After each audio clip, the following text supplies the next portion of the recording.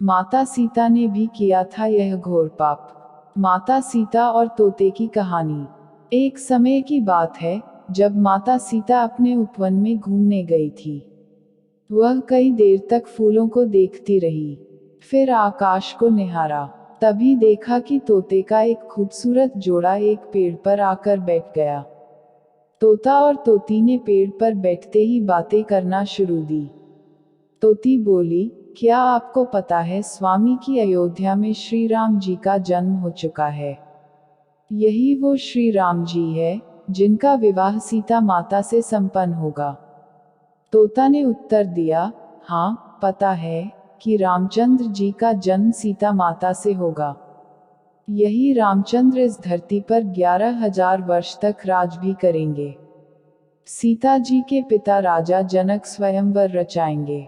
इस स्वयंवर में खूब सारे राजा महाराजा दूर दूर से आएंगे।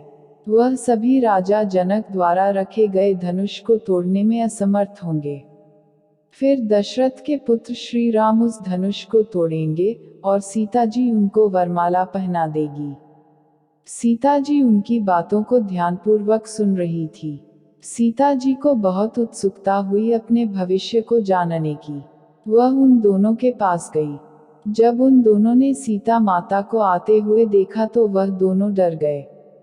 वह डर के मारे उड़ने को तैयार ही थे कि तभी अचानक सीता जी ने उन दोनों को रोक लिया।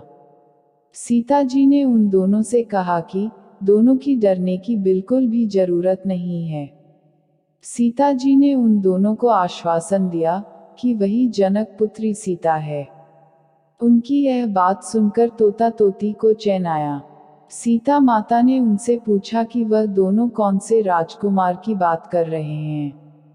तब तोता और तोती ने बताया कि वह अयोध्या के राजकुमार और दशरथ पुत्र श्री रामचंद्र की बात कर रहे हैं। माता सीता ने पूछा कि जिस धनुष की तुम बात कर रहे थे, क्या उसे कोई नहीं तोड़ पाएगा। तो इस पर तोते ने कहा कि वह धनुष केवल रामचंद्र जी ही तोड़ पाएंगे। इसके बाद सीता माता ने पूछा कि उन दोनों को इतनी गहरी बात किसने बताई। तो तोता और तोती ने कहा कि उन दोनों को यह कथा महर्षि वाल्मीकि ने सुनाई। यह सारी बातें सुनकर सीता जी अपने आगे के भविष्य को जानने उत्सुक हो गई। सीता जी ने उन दोनों से कहा कि वह दोनों उनके महल में ही रहकर उनके भविष्य के बारे में बताएं। तो इस बात पर तोते ने कहा कि क्योंकि उसकी पत्नी गर्भवती है इसलिए वह अभी तो महल नहीं चल सकते हैं, लेकिन बच्चे के जन्म के पश्चात वह दोनों सीता जी के महल जरूर आएंगे। लेकिन सीता माता उनकी बात को मानी नहीं, और वह उन दोनों को महल में रुकने के लिए बाध्य करने लगी। जब वह दोनों सीता जी की बात नहीं माने तो सीता माता ने उस तोती को कसकर पकड़ लिया। तोती ने कहा कि कृपा करके सीता जी उसे छोड़ दे।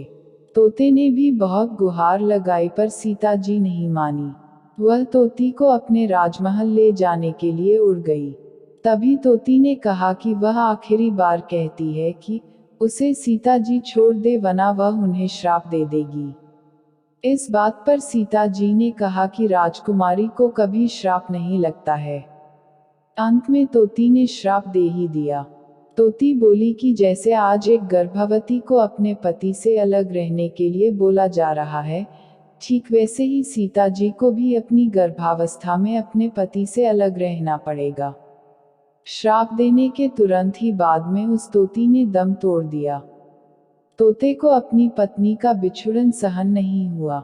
तोते ने भी सीता जी को श्राप दे दिया कि आने वाले समय में वह तोता ही एक इंसान के रूप में जन्म लेगा, और वही श्री राम को सीता जी को महल से निष्कासित करने के लिए बाध्य करेगा।